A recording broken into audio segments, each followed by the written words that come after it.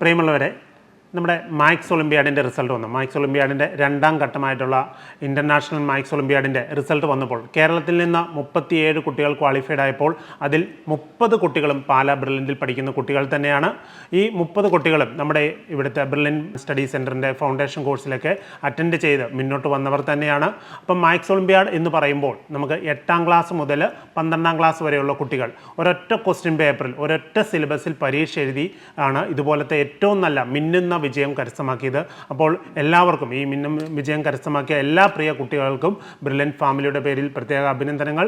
അപ്പോൾ ഇനി വരാൻ പോകുന്ന ഓരോ വർഷവും നമുക്ക് ഇതിനേക്കാൾ നല്ല റിസൾട്ടോടു കൂടി മുന്നോട്ട് പോകാൻ കഴിയും. അപ്പോൾ നിങ്ങൾക്കും ഇതുപോലെ സയൻസിൽ അല്ലെങ്കിൽ മാത്സിൽ ഒക്കെ നല്ല നല്ല അടിത്തറകൾ അല്ലെങ്കിൽ സയൻസിലും മാത്സിലും കൂടുതൽ ഇൻട്രസ്റ്റോടു കൂടി പഠിച്ച് മുന്നേറാൻ നിങ്ങൾക്ക് താല്പര്യമുണ്ടെങ്കിൽ നമ്മുടെ പാലാ ബ്രില്യൻറ്റിൻ്റെ ഫൗണ്ടേഷൻ പ്രോഗ്രാമിലേക്കുള്ള അഡ്മിഷൻ ഇപ്പോൾ നടക്കുകയാണ്.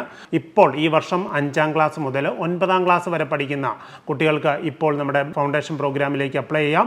അതായത് ഇപ്പോൾ 5ാം ക്ലാസ്സിൽ പഠിക്കുന്നവർ അടുത്ത വർഷം 6ാം ക്ലാസ്സിലേക്ക് വരുന്നു. അങ്ങനെ ഇപ്പോൾ ഈ ഒരു കറൻറ്റ് ഇയറിൽ 5ാം ക്ലാസ് മുതൽ 9ാം ക്ലാസ് വരെ പഠിക്കുന്ന കുട്ടികൾക്കാണ് ഇപ്പോൾ ഫൗണ്ടേഷൻ പ്രോഗ്രാമിലേക്ക് അഡ്മിഷൻ എടുക്കാവുന്നത്. അപ്പോൾ അഡ്മിഷൻ എടുക്കാൻ വേണ്ടി നിങ്ങൾ ആഗ്രഹിക്കുന്നുണ്ടെങ്കിൽ നിങ്ങൾക്ക് ഉറപ്പായിട്ടും നമുക്ക് സ്കോളർഷിപ്പോട് കൂടിയാണ് നമ്മുടെ ഈ ഒരു ഫൗണ്ടേഷൻ പ്രോഗ്രാമിലേക്ക് അഡ്മിഷൻ ലഭിക്കുക.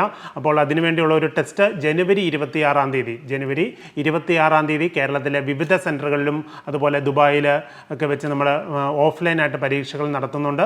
അപ്പോൾ ഓഫ്ലൈൻ പരീക്ഷ എഴുതുന്ന അതിൽ സെലക്ഷൻ കിട്ടുന്ന ടോപ്പായിട്ട് വരുന്ന എല്ലാ കുട്ടികൾക്കും വളരെ വലിയൊരു സ്കോളർഷിപ്പാണ് നമ്മൾ അനൗൺസ് ചെയ്തിരിക്കുന്നത്.